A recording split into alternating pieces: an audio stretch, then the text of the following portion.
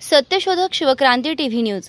ज्याची कोणी दखल घेत नाही अशा अन्याय, अत्याचार, भ्रष्टाचार, बेकायदेशीर काम होत असेल तर त्याची बातमी, आपल्याकडील विशिष्ट बातम्या, लेख, काही गुणीजन गुणवंत यांची यशोगाथा, समाज उपयोगी मार्गदर्शन, लेख, नोकरी विषयक बातम्या, वाढदिवस, रौप्य महोत्सव, सुवर्ण महोत्सव, अमृत महोत्सव, उद्योगधंद्यांचं उद्घाटन, यशस्वी उद्योगाची माहिती तसंच जाहिराती न घाबरता न लाजता आपले लिखाण पाठवा।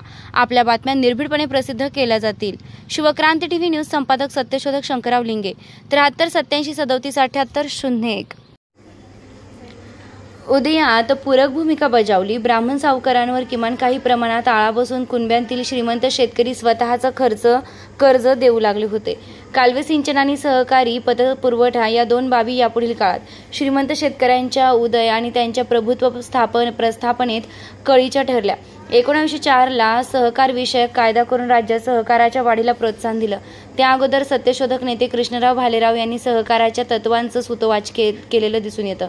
राजर्षी शाहू महाराजांनी तर स्पष्टपणे सहकारी तत्वांचा पुरस्कार करून आपल्या संस्थानात सहकारी क्षेत्राच्या वाढीस सक्रिय प्रोत्साहन दिलं होतं। कालवे सिंचन आणि सहकारी पतपुरवठा या दोन बाबींच्या परिणामी श्रीमंत शेतकऱ्यांनी ऊसाचं पीक घेण्यास सुरुवात केली। 1911 मुंबई प्रांत सहकारी बँक स्थापन केली तर 1920च्या दशकात प्राथमिक सहकारी पतपुरवठा संस्थांची संख्या लक्षणीय प्रमाणात वाढली। यातून दोन प्रमुख गोष्टी दिसून येतात। एक म्हणजे व्यापारी पिके घेण्यासाठी प्राथमिक स्तरावर कर्जाची वाढलेली मागणी आणि किमान शेतकऱ्यांमधील एका विभागाची अशी व्यापारी पिकांसाठी वित्त पुरवठा उभा करण्यासाठी वाढलेली क्षमता ही दुसरी गोष्ट होय। अशा प्रकारे पश्चिम महाराष्ट्रात ब्रिटिशांच्या प्रोत्साहनानं सुरू झालेल्या कालवे सिंचन व सहकारी पतपुरवठा या दोन घटकांच्या परिणामी ऊस व व्यापारी पिकाचा परिचय येथील श्रीमंत शेतकऱ्यांना झाला। या श्रीमंत शेतकऱ्यांमध्ये बहुतांश मराठा जातीय शेतकरी होते। महाराष्ट्रात 1941 ला लोणी प्रवरानगर येथे विठ्ठलराव विखे पाटील यांच्या पुढाकारातून पहिला सहकारी साखर कारखाना अस्तित्वात आला। त्यानंतर महाराष्ट्रात सहकारी साखर कारखानदारीचा विकास व विस्तार वेगानं घडून आला। परंतु त्याआधी येथील मराठा जातीय प्रभुत्वशाली शेतकऱ्यांना ऊसाचं पीक घेणं आणि सहकारी साखर कारखान्यांद्वारे साखरेची निर्मिती करणे याचं महत्त्व कळलेलं होतं, कारण तोपर्यंत येथे सहकाराच्या पायाभूत सोयींचा विस्तार बराच घडून आला होता। प्राथमिक सहकारी पतसंस्थांची संख्या, त्यांचे महत्त्व आणि गावातील श्रीमंत शेतकऱ्यांचं त्यावरील नियंत्रण वाढलं होतं।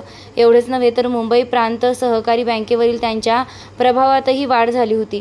ऊसाच्या पिकामुळे अल्प उत्पन्न गटातील शेतकरी श्रीमंत बनले। त्यांनी स्वतःची बचत वापरून किंवा कर्ज काढून शेतात कूपनलिका घेतल्या, काहींनी 100 खोदल्या। अशा प्रकारे पाण्याची सोय करून त्यांनी ऊसाचं पीक घेतलं। ऊस हे मराठा शेतकऱ्यांसाठी आर्थिक प्रगतीचं मानक तर ठरलेलंच, पण बरोबरच ऊसाच्या पिकानं मराठा शेतकऱ्यांच्या सांस्कृतिक जीवनात महत्त्वाची भूमिका बजावली। पुढील काळात सहकारी साखर कारखानदारीभोवती सहकाराचे जाळे विणले गेले आणि त्याच्या माध्यमातून त्यांच्या आर्थिक प्रभुत्वाची घडी बसवण्याची मोठी मदत झाली।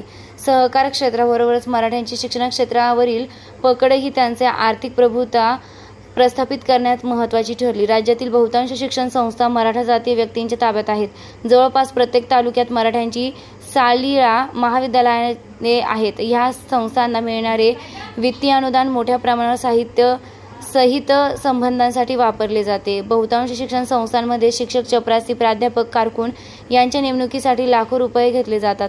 या शिक्षण संस्थांमधून मोठ्या प्रमाणात स्वजातीय व्यक्तींची नेमणूक केली जाते। खुल्या प्रवर्गातील जागांवर अपवाद वगळता मराठा जातीच्या उमेदवारालाच घेतलं जातं।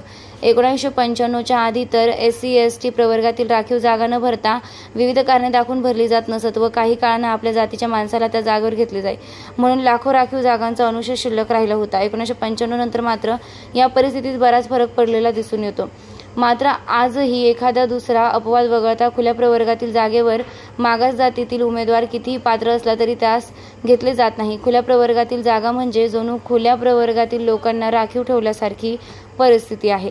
आरक्षण धोरणांचा हा प्रचंड विपर्यास त्यांच्या मूळ तत्वांना मांडणारा असून त्याचं प्रचलन सार्वत्रिक असल्याचं दिसून येतं। वसंतदादा पाटील मुख्यमंत्री असताना त्यांनी खाजगी व विना अनुदानित शिक्षण संस्थांना परवानगी दिली आणि एका अर्थानं महाराष्ट्रात शिक्षणाच्या खाजगीकरणाची पायवाट पाडली। त्यांच्या या धोरणामुळे एका बाजूला शिक्षणाच्या व्यापारीकरणाची सुरुवात झाली आणि दुसऱ्या बाजूला मराठ्यांच्या शिक्षण क्षेत्रावरील प्रभुत्वाला अधिक बळकटी मिळाली। या बळकटीनं त्यांचं आर्थिक साम्राज्य अधिक भक्कम झालं। खाजगी वैद्यकीय अभियांत्रिकी संस्थांचे पेव फुटून त्यामुळे मराठ्यांच्या आर्थिक ताकदीमध्ये कमालीची वाढ झाली। मराठा विरुद्ध OBC प्रस्थापितांचं राजकारण।